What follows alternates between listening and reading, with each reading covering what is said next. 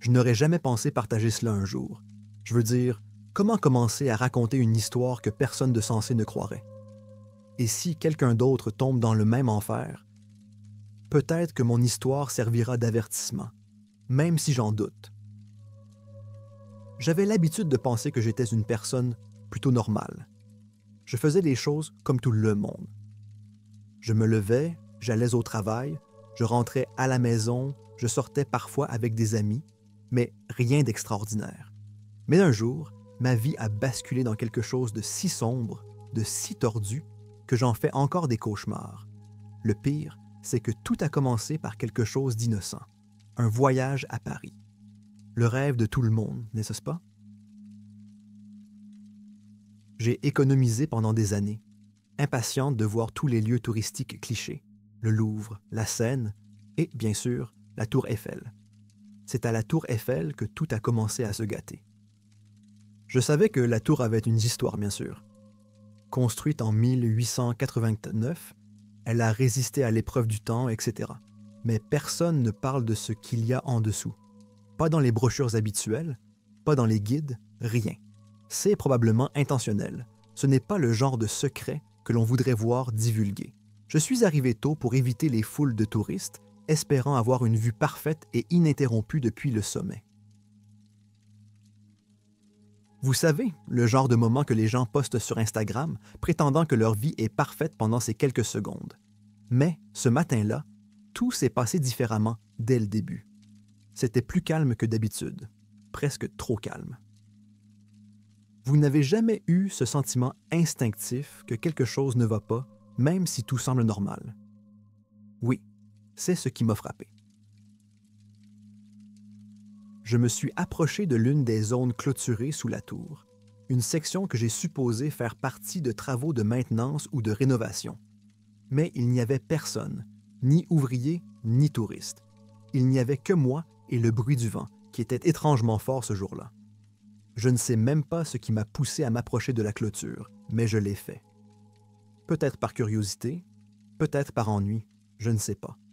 Mais j'ai remarqué quelque chose de bizarre. Une trappe.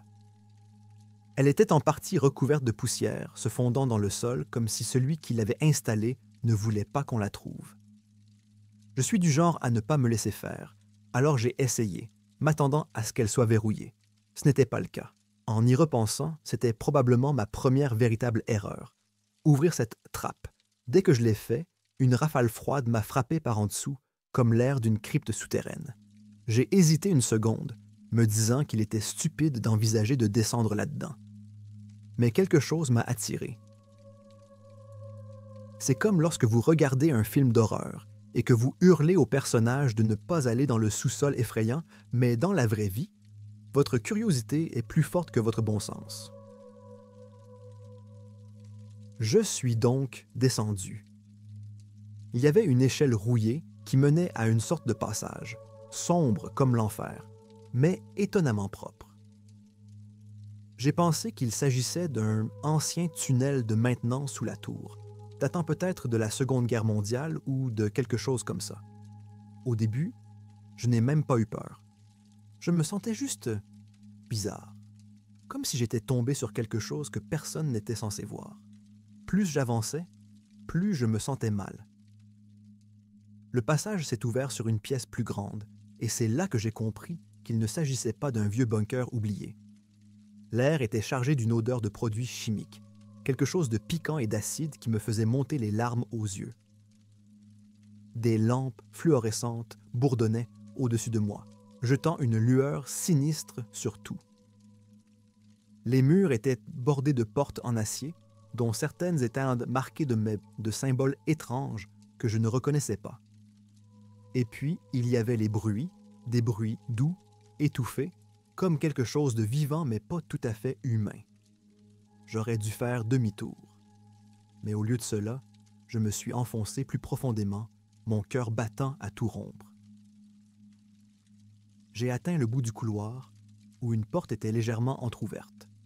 Je pouvais voir une faible lueur provenant de l'intérieur, comme le genre de lumière que l'on voit dans les laboratoires à la télévision, stérile, brillante, non naturelle. Contre mon gré, j'ai jeté un coup d'œil à l'intérieur. C'est alors que je les ai vus.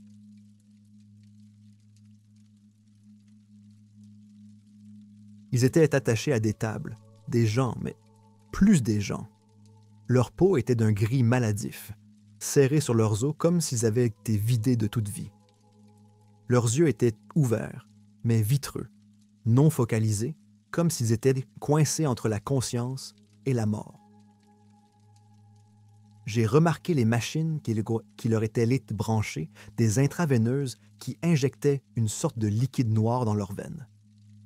Mon estomac s'est retourné à cette vue et j'ai dû plaquer une main sur ma bouche pour ne pas avoir de haut le cœur.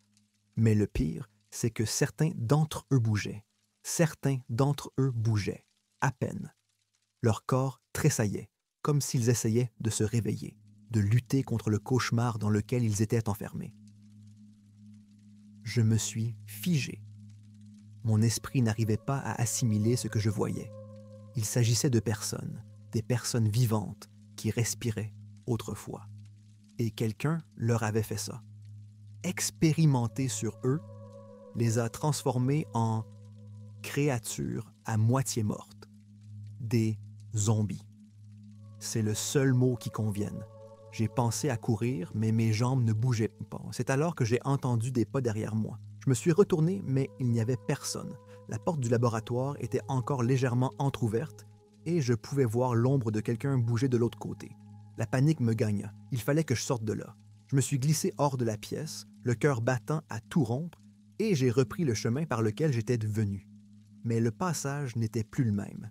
Il se tordait et tournait d'une manière dont je ne me souvenais pas. Ma respiration devenait saccadée alors que j'essayais de trouver la sortie, mais j'avais l'impression que le bunker se refermait sur moi. C'est alors que je l'ai vu. L'un d'entre eux était sorti. Il titubait dans le couloir, traînant une de ses jambes derrière lui comme si elle était trop lourde pour le reste de son corps. Sa peau était cendrée, un liquide noir suintait de ses yeux et de sa bouche. Sa tête remuait violemment, comme s'il essayait de se débarrasser de quelque chose, mais n'y parvenait pas. Puis il s'est tourné vers moi. Il s'est fixé sur moi comme un prédateur sentant sa proie. Je n'ai pas eu le temps de réfléchir. J'ai foncé, mes pieds frappant le sol métallique, le son se répercutant dans le couloir. Derrière moi, je pouvais l'entendre, cette chose, se rapprocher. Sa respiration était rauque, irrégulière, comme si elle s'étouffait avec ce qui avait été pompé dans son corps. J'ai tourné au coin de la rue, essayant de mettre le plus de distance possible entre nous, mais je l'entendais toujours. Le passage débouchait sur une autre grande salle, remplie de corps attachés, de machines qui bourdonnaient autour d'eux. Mon esprit s'emballait. Je devais trouver un moyen de sortir, mais il n'y avait pas d'échelle, pas de trappe, juste d'autres portes en acier. J'ai couru jusqu'à la plus proche, j'ai tiré sur la poignée, mais elle n'a pas bougé. Derrière moi, j'ai entendu la chose entrer dans la pièce. Le cœur serré, je cherchais autour de moi quelque chose qui pourrait m'aider. C'est alors que je l'ai vu, un panneau de contrôle attaché à l'une des machines. Je n'avais aucune idée de ce qu'il faisait, mais j'ai couru vers lui, désespéré. Il y avait des interrupteurs, des boutons, tous étiquetés dans une langue que je ne pouvais pas lire. J'ai appuyé sur l'un d'eux, espérant qu'il ferait quelque chose, n'importe quoi. J'ai appuyé ma main sur l'interrupteur, et pendant un instant, rien ne s'est passé. Ma poitrine se soulevait, mon corps était au bord de l'effondrement, et je me suis retourné, m'attendant à voir la créature se rapprocher de moi. Mais à ma grande surprise, la chose s'était arrêtée. Elle était là, debout, tressaillant, sa tête se déplaçant sur le côté comme si elle était en train de se court-circuiter, ou quelque chose comme ça. Puis les lumières se sont mises à clignoter et un sifflement sonore a envahi la pièce. Les machines entourant les corps attachés se sont mises à fonctionner à plein régime. Le liquide noir pompé dans leurs veines s'est mis à circuler plus rapidement, bouillonnant à l'intérieur des tubes. Un gémissement grave et guttural, provenant des corps eux-mêmes, emplit l'air. Mon cœur a battu la chamade lorsque j'ai réalisé ce que j'avais fait. Je n'avais pas tué la chose derrière moi. J'avais réveillé les autres. La panique m'a frappé comme un coup de massue. Les créatures sur les tables, ces demi-zombies, ont commencé à s'agiter. Leurs corps se tordaient en dessous les sangles, leurs bouches s'ouvraient comme si elles cherchèrent de l'air ou de la nourriture. Les machines continuaient à ronronner de plus en plus fort, et la pièce était remplie de l'horrible symphonie de leurs gémissements, de leurs corps agités qui luttaient pour se libérer. J'étais pris au piège.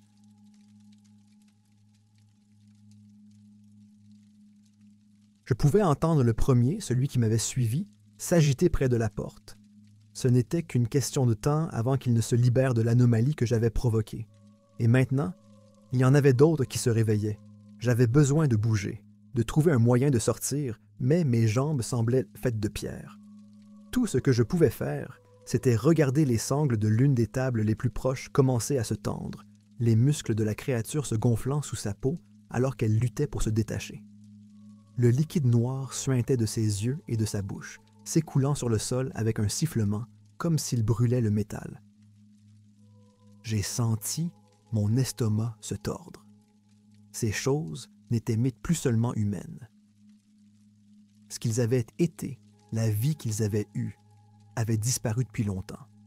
Maintenant, ils étaient à quelque chose d'autre, mi-humain, mi-zombie, et quelque chose d'encore pire. Je ne pouvais pas les laisser s'échapper. Je me suis forcé à bouger, mes jambes étaient lourdes alors que je courais vers une autre porte. Je tirais sur la poignée, priant pour qu'elle s'ouvre, mais elle était verrouillée. Bien sûr qu'elle l'était. Je respirais par petites bouffées d'air, la poitrine serrée, et je cherchais frénétiquement autour de moi ce qui pouvait m'aider. J'ai repéré un extincteur fixé au mur à proximité et j'ai couru vers lui. Ce n'était pas grand-chose, mais c'était mieux que rien. Je l'ai attrapé et me suis retourné juste à temps pour voir les sangles de la table la plus proche craquer. La créature s'est redressée. Ses mouvements étaient saccadés et mal coordonnés, comme si elle ne contrôlait pas encore totalement son corps. Mais elle n'en avait pas besoin. Elle s'est jetée sur moi, la bouche ouverte dans un cri silencieux, un liquide noir coulant de ses dents. J'ai brandi l'extincteur avec tout ce que j'avais. Il a touché le côté de la tête de la chose, et j'ai entendu un craquement écœurant. La chose a titubé, mais n'est pas tombée. Au lieu de cela, il a poussé un grognement bas et gargouillé et s'est dirigé vers moi à nouveau, plus rapidement cette fois. Mon cœur battait si fort que j'ai cru qu'il allait exploser dans ma poitrine. Je me suis à nouveau élancé, cette fois en visant ses pattes. L'extincteur frappa dans un bruit sourd et la créature s'écroula sur le sol, le corps agité de violents soubresauts. Je n'attendis pas de voir si elle se relèverait. Je me suis retourné et j'ai couru vers le panneau de contrôle, appuyant frénétiquement sur les boutons, essayant de tout éteindre. Les machines sifflaient, le liquide dans les tubes ralentissait, mais il ne s'arrêtait pas. Ce que j'avais activé avait déclenché une réaction en chaîne, et il n'était plus possible de revenir en arrière. La pièce était remplie du bruit des autres créatures qui se débattaient contre leurs entraves. Je voyais les sangles d'une autre table qui commençaient à céder. Il fallait que je sorte de là, vite. J'ai balayé la pièce du regard, passant d'une porte à l'autre, à la recherche de quelque chose que j'aurais pu manquer. C'est alors que je l'ai vue. Une bouche d'aération, en hauteur sur le mur, juste assez grande pour que je puisse m'y faufiler. Ce n'était pas une issue de secours idéale, mais à ce stade, je n'avais pas d'autre choix. J'ai couru jusqu'à elle, tiré une chaise de l'un des coins et me suis hissé dessus. La bouche d'aération était vissée, mais je n'allais pas me laisser arrêter. J'ai utilisé le bord de l'extincteur pour forcer les vis, le métal gémissant au fur et à mesure que je travaillais. Derrière moi, j'entendais d'autres sangles claquer. Ils étaient de plus en plus nombreux à se réveiller. Finalement, la dernière vis s'est libérée et j'ai arraché le couvercle de la bouche d'aération. Je me suis glissé à l'intérieur, le métal froid et glissant sous mes mains tandis que je rampais vers l'avant. C'était étroit, claustrophobique, et l'air était chargé de poussière. Mais au moins, j'étais hors de la pièce. Je pouvais encore les entendre en dessous de moi, leurs gémissements résonnant à travers la bouche d'aération alors qu'ils titubaient, probablement à ma recherche. Je continuais à ramper, mes muscles me faisant mal, mes genoux raclant le métal. De temps en temps, j'entendais quelque chose derrière moi. Un cliquetis métallique, un gémissement lointain, et mon cœur battait la chamade. J'étais terrifié à l'idée qu'une de ces choses puisse trouver un moyen d'entrer dans le conduit et de s'en prendre à moi. Mais pour l'instant, j'étais en sécurité. Ou du moins, plus en sécurité que dans cette pièce. Je n'avais aucune idée de l'endroit où la bouche d'aération menait. J'ai juste continué à avancer en espérant qu'il me mènerait quelque part, n'importe où, pas dans ce laboratoire infernal. Mes bras et mes jambes me brûlaient, ma gorge était sèche, mais j'ai continué à avancer.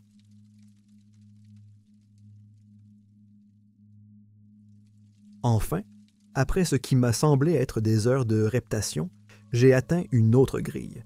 J'ai jeté un coup d'œil à travers et j'ai vu ce qui ressemblait à une autre pièce, plus petite, moins clinique. Il y avait une faible lumière provenant de quelque part et je pouvais entendre le bourdonnement d'une machine au loin. Cela ne ressemblait pas au laboratoire dont je venais de m'échapper, mais ce n'était pas non plus très réconfortant. J'ai poussé la grille et je me suis laissé tomber dans la pièce. Mes jambes se sont dérobées sous moi lorsque j'ai touché le sol, mon corps entier tremblant d'épuisement. Je suis resté allongé quelques instants, reprenant mon souffle avant de me forcer à me lever. Je ne savais pas dans quel genre d'endroit je me trouvais, mais je devais continuer à bouger. Si ces créatures me trouvaient, j'étais foutu.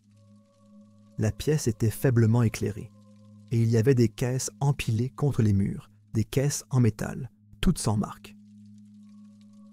Je n'avais aucune idée de ce qu'elles contenaient, et je n'étais pas prêt de le découvrir. Il y avait une seule porte au fond de la pièce, et je me suis dirigé vers elle, mes pas résonnant dans le silence. Lorsque j'ai ouvert la porte, je me suis retrouvé dans un autre couloir. Il était long, étroit et bordé de ces étranges symboles que j'avais vus plus tôt. Mais ce couloir était différent. Il semblait plus ancien. Les murs s'effritaient par endroits, le sol était irrégulier, comme si cette partie du bunker n'avait pas été utilisée depuis des années. Je sentais à nouveau le froid dans l'air, cette même rafale froide que j'avais ressentie lorsque j'avais ouvert la trappe pour la première fois. Je me rapprochais de la surface. Du moins, c'est ce que j'espérais. J'ai continué à avancer, le cœur battant dans ma poitrine. À chaque coin de rue, je m'attendais à voir l'une de ces créatures m'attendre. Mais les couloirs étaient vides, silencieux à l'exception du bruit de mes pas. Après ce qui m'a semblé être une éternité, j'ai trouvé une autre échelle qui menait en haut. Je n'ai pas hésité. Je m'agrippais au barreau et commençais à grimper, mes bras et mes jambes hurlant de protestation. Mais je n'allais pas m'arrêter maintenant. J'étais si près de sortir. Lorsque j'ai atteint le sommet, je me suis retrouvé dans une autre petite pièce, semblable à celle où j'étais entré pour la première fois dans le bunker. Il y avait une autre trappe, celle-ci menant à la surface. Je pouvais voir une faible lumière s'infiltrer sur les bords. Je l'ai ouverte et j'ai rampé jusqu'à la lumière du jour. J'étais à l'extérieur. J'ai aspiré de l'air, sentant la brise fraîche frapper mon visage alors que je me frayais un chemin hors de la trappe. Mes poumons me brûlaient, mon corps entier tremblait, mais j'étais sorti. Le ciel était couvert, mais c'était la plus belle chose que j'ai jamais vue. Je suis resté un moment allongé sur le sol, absorbant la réalité du fait que j'étais sorti vivant. Les bruits de la ville, les conversations lointaines, le bourdonnement de la circulation ont commencé à revenir à ma conscience, m'ancrant à nouveau dans le monde réel.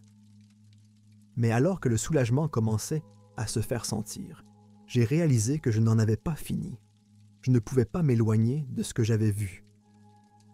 Il y avait des gens en bas, ou ce qu'il en restait, et quoi qu'il se soit passé dans ce bunker souterrain, c'était toujours en cours.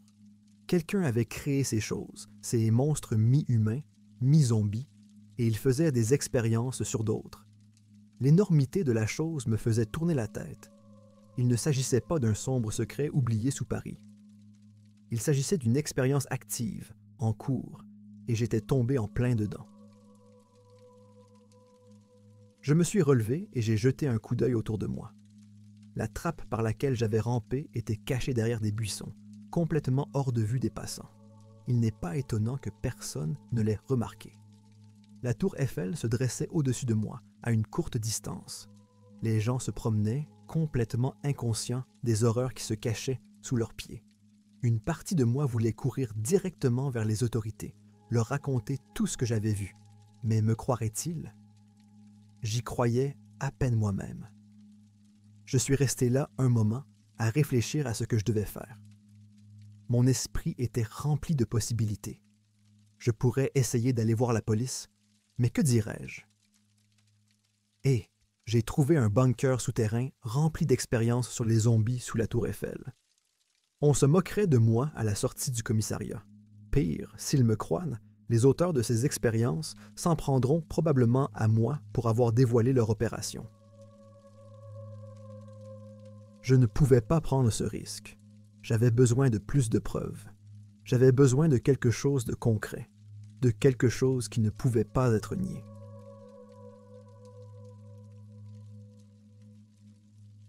C'est à ce moment-là que j'ai pris ma décision. J'y retournai. Je ne sais pas si c'était l'adrénaline ou la pure stupidité, mais quelque chose en moi a craqué. Je n'allais pas laisser ces salauds s'en tirer comme ça. Des gens étaient morts, là-bas, ou pire, ils avaient été transformés en ces choses. Si je ne faisais rien, combien d'autres finiraient attachés à ces tables, injectés de ce liquide noir? Non, je ne pouvais pas partir comme ça. J'ai pris une grande inspiration et je me suis forcé à me concentrer. J'avais besoin d'un plan. Revenir à l'aveuglette me ferait tuer et j'avais à peine réussi à m'en sortir la première fois. Il me fallait des provisions, de quoi me défendre, de quoi documenter ce que j'avais vu et surtout de trouver un autre moyen d'entrer dans ce bunker, un moyen qui n'impliquerait pas de retourner directement dans cette pièce remplie de ces créatures. J'ai passé les 2 heures suivantes à rassembler tout ce qui me passait par la tête. J'ai acheté une lampe de poche, un petit appareil photo et un pied de biche dans un magasin voisin et j'ai mis le tout dans un sac à dos. J'ai essayé de ne pas trop penser à ce que j'allais faire, car dès que je me laissais aller à penser, la peur s'installait. Mais je ne pouvais plus reculer. J'avais déjà pris ma décision. Lorsque je suis retourné à la tour, le soleil commençait à descendre sous l'horizon, projetant de longues ombres sur le parc. La foule s'était clairsemée et les alentours de la tour étaient montés calmes, presque paisibles. C'était la couverture parfaite. Je me glissais à nouveau derrière la clôture, mon cœur battant dans ma poitrine alors que je m'approchais de la trappe. L'air froid qui m'avait frappé la première fois était toujours là, s'infiltrant du sol comme un avertissement. Mais je l'ai ignoré. J'ai redescendu l'échelle, ma lampe de poche perçant l'obscurité, tandis que je revenais sur mes pas. Le calme inquiétant du bunker était encore pire la deuxième fois. C'était comme si l'endroit retenait son souffle, en m'attendant. Je pouvais entendre ma propre respiration, trop forte dans le calme, tandis que je me frayais un chemin dans le passage. Cette fois, j'étais préparé.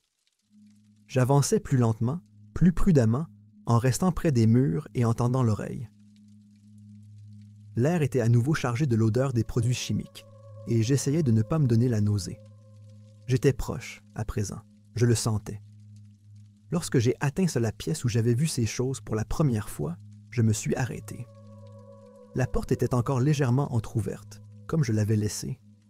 Mon pouls s'est accéléré tandis que je cherchais des signes de mouvement à l'intérieur, mais il n'y avait rien. Il n'y avait que le faible bourdonnement des machines. Je poussai la porte et me glissai à l'intérieur, tout en gardant ma lampe de poche en veilleuse. Les créatures étaient toujours là, attachées aux tables, leur corps se tortillant légèrement dans leur sommeil, ou quel que soit l'état dans lequel elles se trouvaient. Celle que j'avais renversée n'était plus là. Mon estomac se retourna à l'idée qu'elle errait quelque part dans les couloirs, mais je ne pouvais pas me laisser distraire. J'ai sorti la caméra et j'ai commencé à filmer. J'ai tout enregistré. Les créatures, les machines, le liquide noir qui circulait dans leurs veines. Je me sentais mal.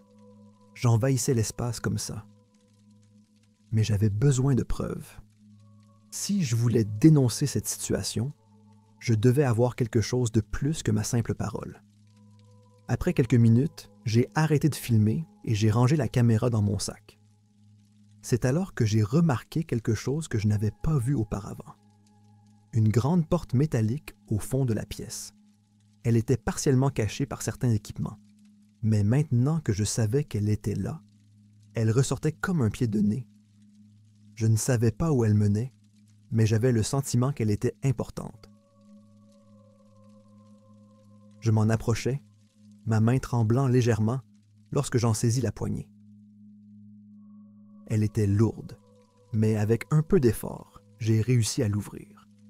Un souffle d'air froid m'atteignit et je frissonnais en entrant. La pièce qui se trouvait au-delà était plus sombre, plus froide et bien plus inquiétante que le laboratoire.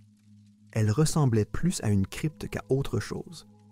Les murs étaient tapissés de tubes de verre, chacun rempli du même liquide noir, et à l'intérieur des tubes, d'autres corps. Mais ils n'étaient pas comme ceux de l'autre pièce. Ils étaient plus frais. Ils avaient l'air presque humains, les yeux fermés, alors qu'ils flottaient dans le liquide, la peau pâle mais sans marque. On aurait dit qu'ils attendaient, qu'ils...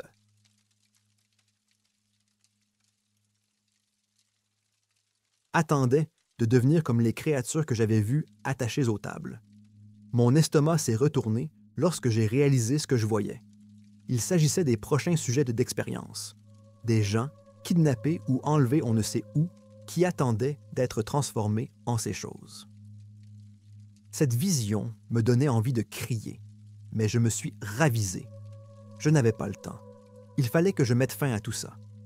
Il y avait un autre panneau de contrôle au fond de la pièce, semblable à celui du laboratoire. J'ai couru jusqu'à lui, mes mains tremblant lorsque j'ai commencé à appuyer sur des boutons, à basculer des interrupteurs, à essayer de comprendre comment arrêter le processus qui se déroulait ici, quel qu'il soit. Je n'avais aucune idée de ce que je faisais, mais je m'en fichais. J'avais juste besoin d'arrêter ça, de tout arrêter, avant que quelqu'un d'autre ne soit blessé. Alors que je travaillais, les alarmes se sont soudain mises à hurler, un son fort et perçant qui s'est répercuté dans tout le bunker. Mon cœur s'est effondré. J'avais déclenché quelque chose, une mesure de sécurité, peut-être, ou pire, une alerte à la personne qui dirigeait ce cauchemar. Je devais sortir. Tout de suite. Je me précipitais vers la porte, mes jambes allant aussi vite qu'elles pouvaient me porter. Les couloirs tournaient et tournaient, et je pouvais entendre les alarmes retentir plus fort, suivies d'un bruit profond et grondant, comme si quelque chose était en train d'être libéré.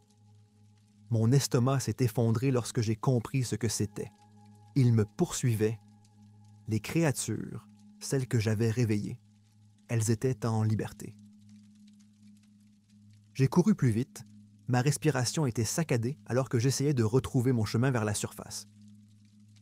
À chaque coin de rue, je m'attendais à ce que l'un d'entre eux soit là, à m'attendre, mais je continuais à avancer. J'avais l'impression que mes jambes allaient lâcher et que mes poumons brûlaient à chaque pas. Enfin, après ce qui m'a semblé être une éternité, je l'ai vue, l'échelle.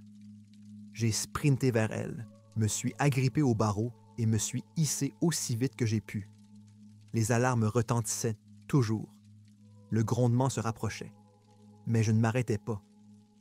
J'ai grimpé et grimpé jusqu'à ce que j'atteigne enfin le sommet, que je pousse la trappe et que je me glisse dans l'air frais. J'étais sorti. J'avais réussi. Mais je savais que ce n'était pas fini. J'avais la preuve maintenant, les séquences, les images des corps, les créatures. Je pouvais en parler à quelqu'un, révéler ce qui se passait sous la tour Eiffel, mais cette idée me donnait la chair de poule. Ceux qui étaient derrière tout ça ne laisseraient-moi pas tomber si facilement. Ils s'en prendraient à moi. et je n'étais pas sûr de survivre à la prochaine fois. Alors je suis là, à poster ceci. Parce que peut-être, juste peut-être, quelqu'un le lira, quelqu'un me croira. Et peut-être qu'ensemble, nous pourrons arrêter cela avant qu'il ne soit trop tard, avant qu'il ne vienne pour nous tous.